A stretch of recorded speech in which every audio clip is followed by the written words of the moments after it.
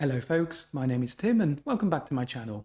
So recently I've been reading a bunch of articles across the internet that contrast and compare the Raspberry Pi Pico to the various Arduino boards and ESP controllers.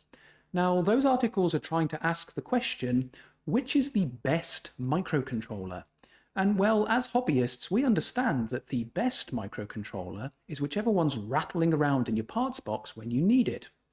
That being said, it is true that each of these ecosystems have their own strengths and weaknesses.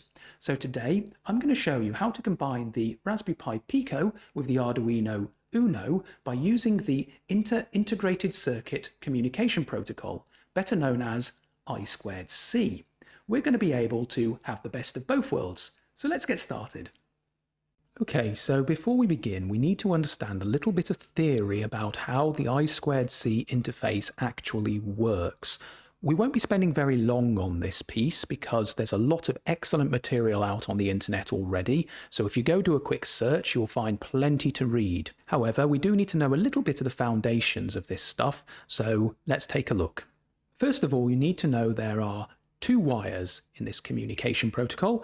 It's also sometimes called the two-wire serial interface, and those wires are SDA and SCL, and you can see the signals that are sent on them mapped out here. So initially, both signals start out high.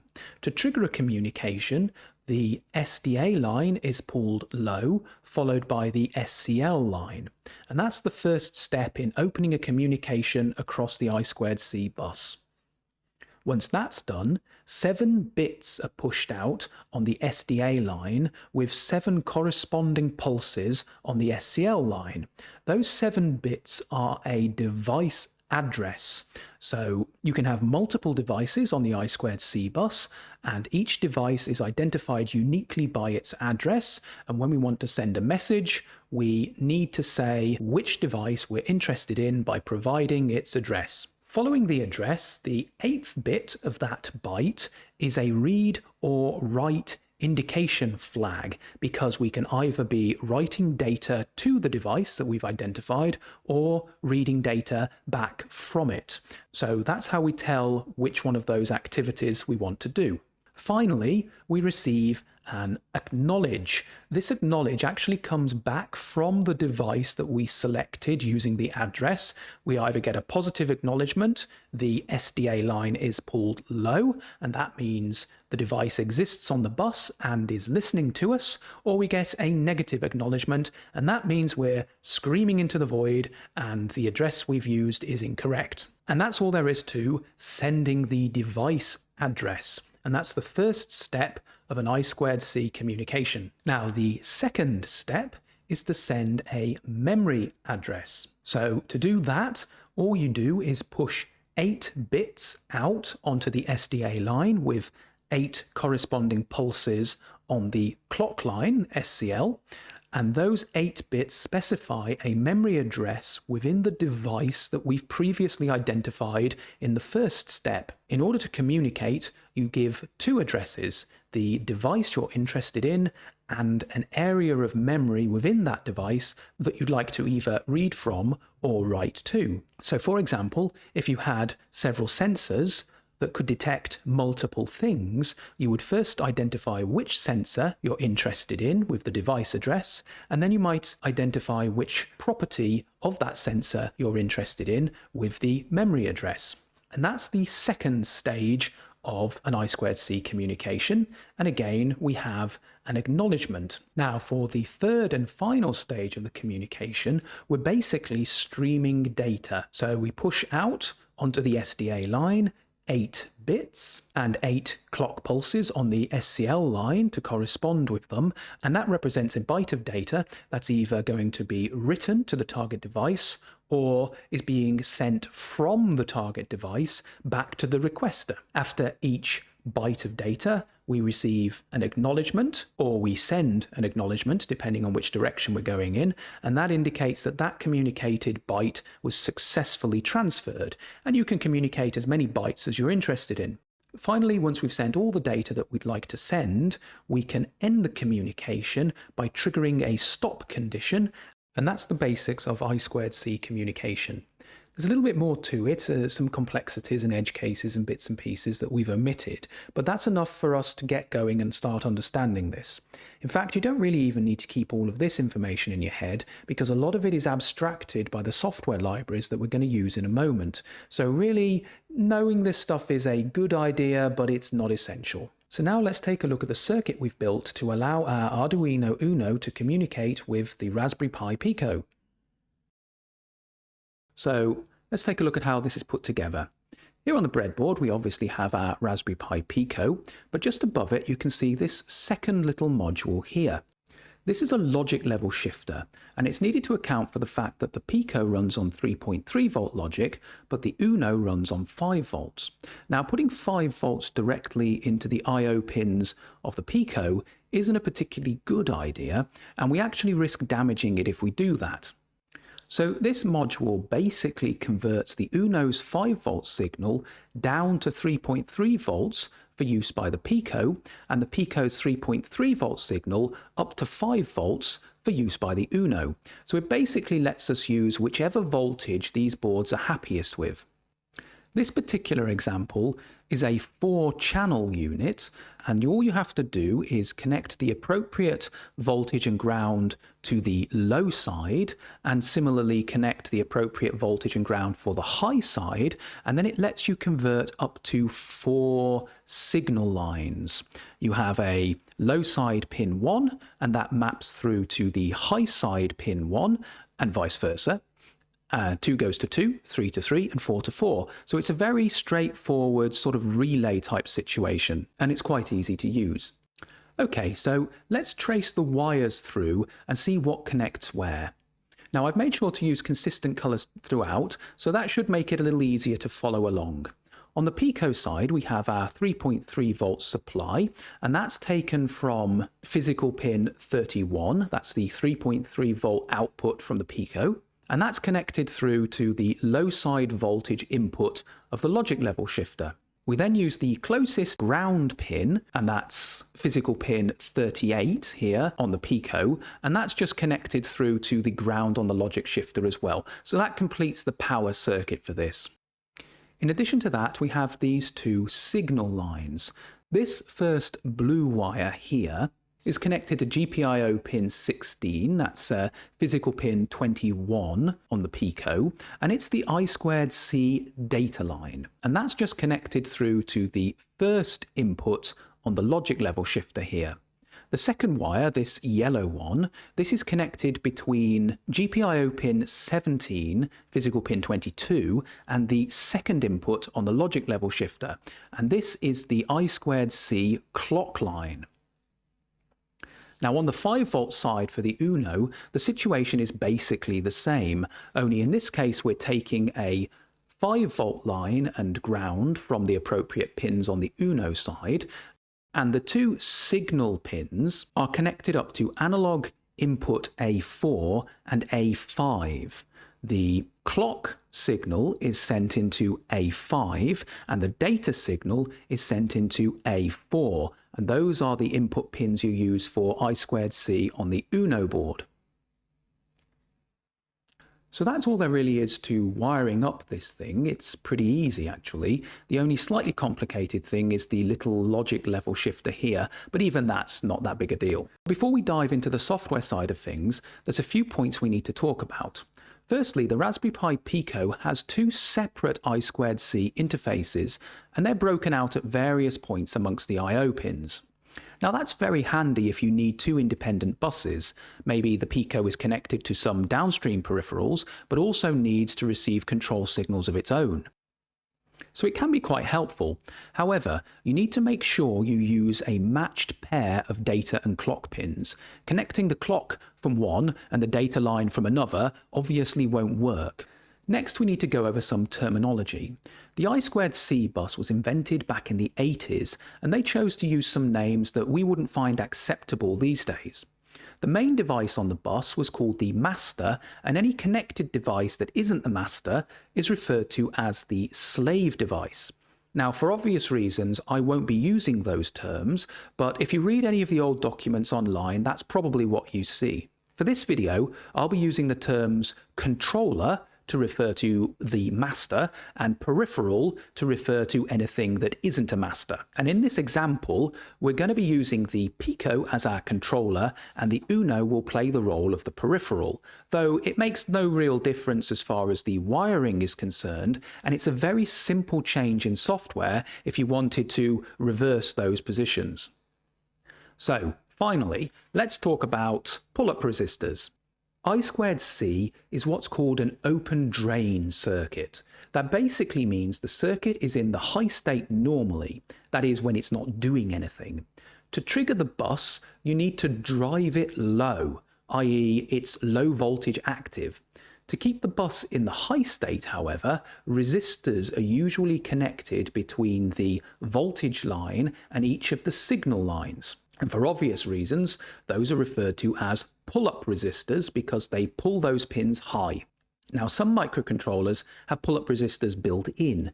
The Arduino Mega, for example, has 100k resistors on its I2C interface pins, so you may not need any of your own. However, the Arduino Uno that we're using here doesn't have any pull-up resistors. And I couldn't actually find any information about whether or not the Pico had pull-up resistors. So in the end, I just had to experiment. I tried adding resistors on the 5-volt side with the Arduino, and that worked perfectly fine. And I tried again adding them on the 3.3-volt side with the Pico, and that worked fine.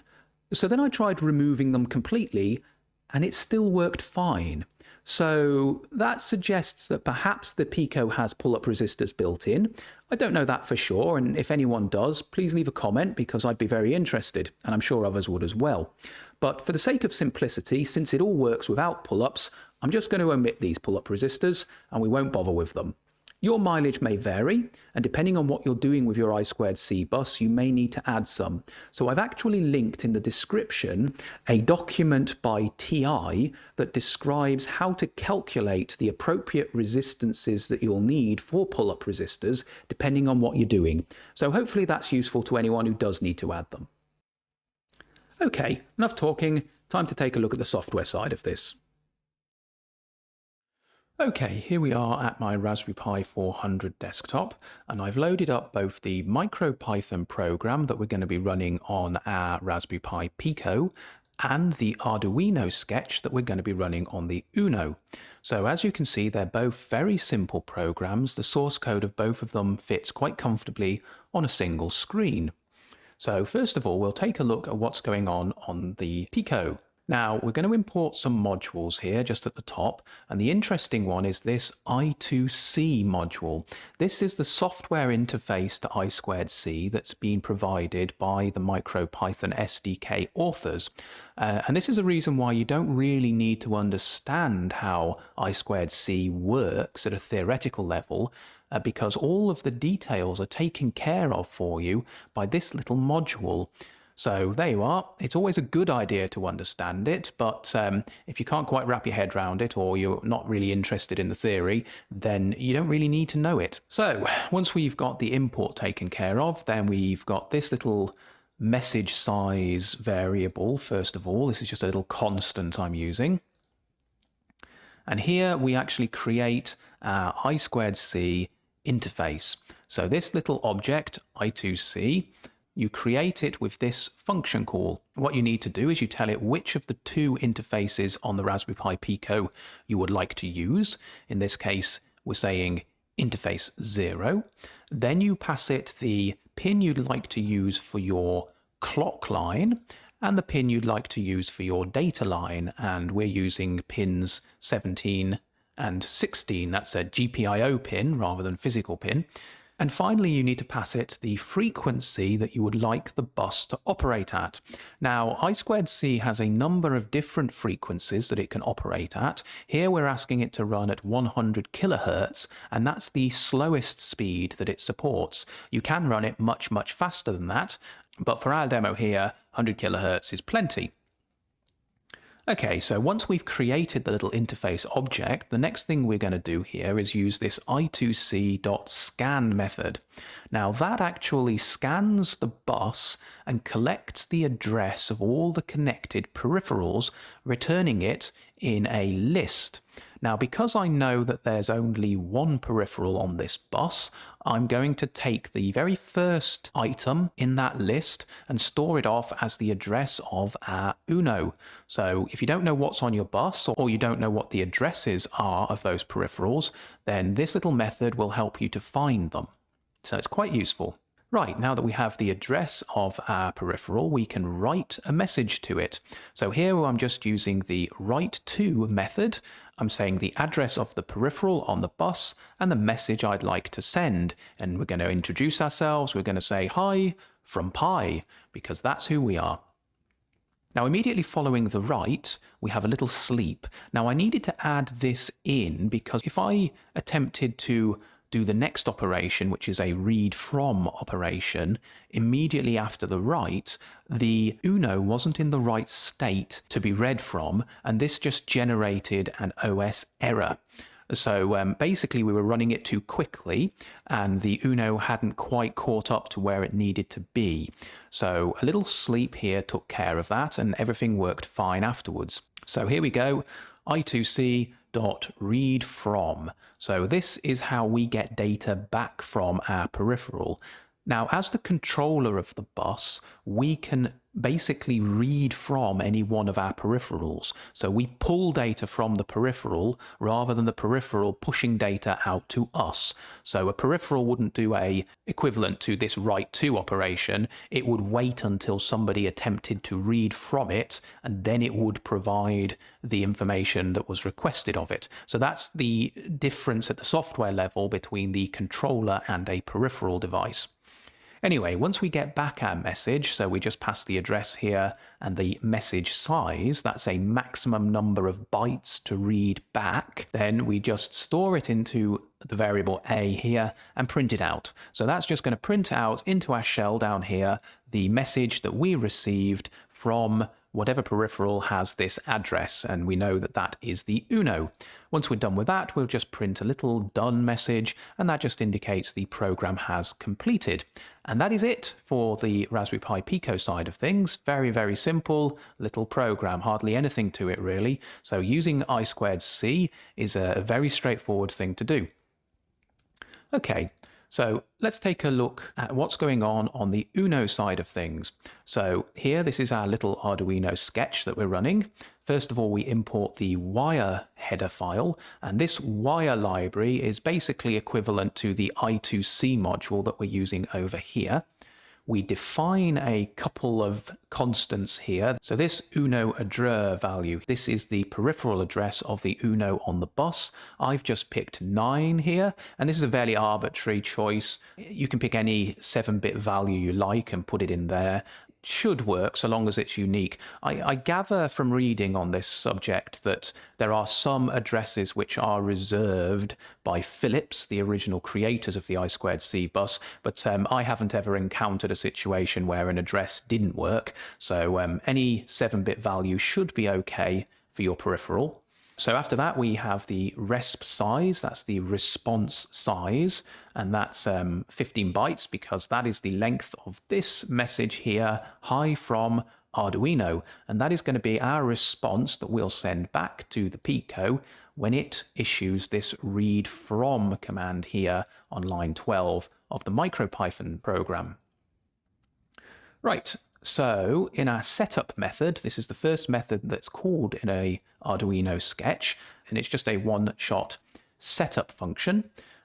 We first of all say serial.begin. Now that has nothing to do with the I2C communication that we're creating. It's simply so that we can establish a serial link between the Arduino board and the Raspberry Pi 400, the IDE that's running here, so we can see the output from the Uno and know that the program is working. So immediately after that, we then do a wire.begin, and this is where we set up our I2C communication, and we pass in the Uno address. Now, if you don't pass in an address when you call this wire.begin, then you set yourself up as the controller, but because we're passing in an address, it knows that we are a peripheral, and this is the address we should have. Finally, we create 2 event handlers.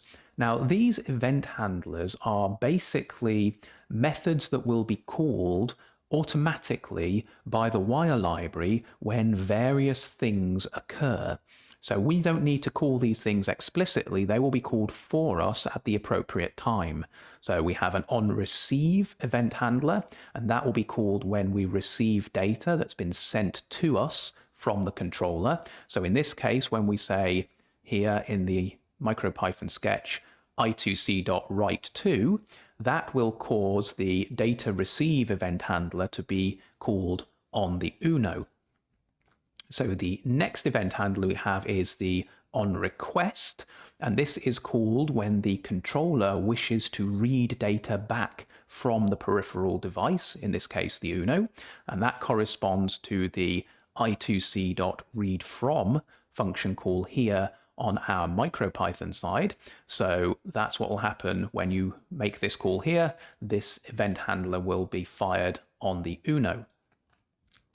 Okay, so that's all there is to setup. Looking at the loop function, well, there's nothing in there really. We've just put a small delay in, but that's it. And this will just keep looping around and around and around and around for as long as the Arduino Uno is powered, but it's not actually doing anything. We're just going to wait until our various event handlers are called. So looking at the first of the event handlers, this is the data receive event handler. First of all, we have this little integer, that's just a counter. We have a buffer here. This is a character buffer of resp size bytes, because that's where we're going to store the data that we receive as we read it from the I2C bus. We zero it just to make sure that there's no uninitialized memory or other junk in that buffer. And then we dive into this little while loop here. And this is saying while wire.available, wire.read a byte of data from the bus and stick it into the buffer, this buffer here that we created earlier, and increment the counter I. So we basically read the first byte into the first slot, the second byte into the second, and so on and so on and so on, until there's no more data available to read. Now, this is okay for our little demo here because I know we are only ever going to receive at most 15 bytes. We're actually not going to receive a full 15 bytes. We're going to receive the length of this message here, but that's less than 15, so that's perfectly okay. But if you were doing this in a real situation, you wouldn't want to write your loop quite like this, because you don't know how many bytes are actually going to be pushed out over the bus, and your buffer may not be big enough. So we don't do any bounds checking basically here. So that could be a source of a bug if you're not careful. Now, once we've received our little message and it's in the data buffer, we can just print it out. So we do a serial.print receive event, then we do a serial.print the content of the event. So that just prints out over our serial link just to say, hey, we got some data and here's what the data was. And that is all there is to the data receive event handler. So next we move on to the data request. Now this method again is very simple. We have a little byte array, which is a gain of resp size bytes. We fill that byte array byte at a time from the string that we stored up here. So that just says hi from Arduino. Now we need to do that just to convert between the characters of the string and the raw bytes that we want in the buffer, just to make the interface happy. Once we've done that, we can then just use this single wire.write method here. We pass it the buffer that we want to send and the size of the buffer.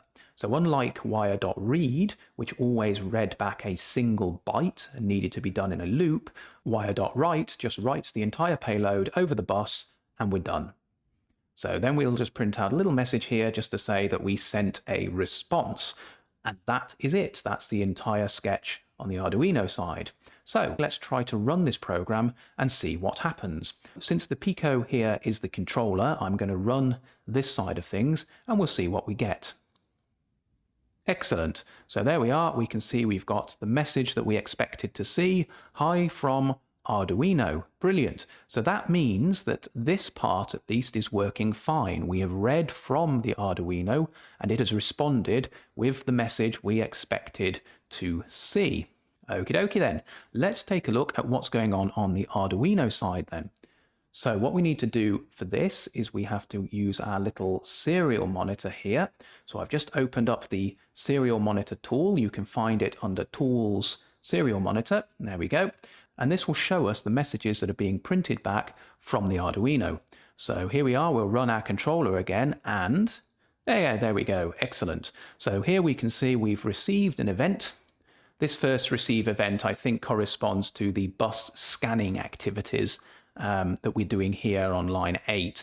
So we'll ignore that, but here we've received the event that we expected to receive and the message, "Hi from Pi." So there we are, we have the Raspberry Pi talking nicely to the Arduino and the Arduino talking nicely back to the Pi. We've successfully communicated between these two boards using the I2C interface. Now here, obviously, I'm just sending over text strings because that makes it nice and easy to see what's going on. But of course, you can send over binary information or whatever, anything you like really, to control hardware connected to either of these boards and basically get the best of both worlds. You can make use of the wonderfully mature and complete ecosystem offered by Arduino and the power of the Raspberry Pi Pico. So you can basically have your cake and eat it thanks to I2C. I hope that was interesting and thank you for watching.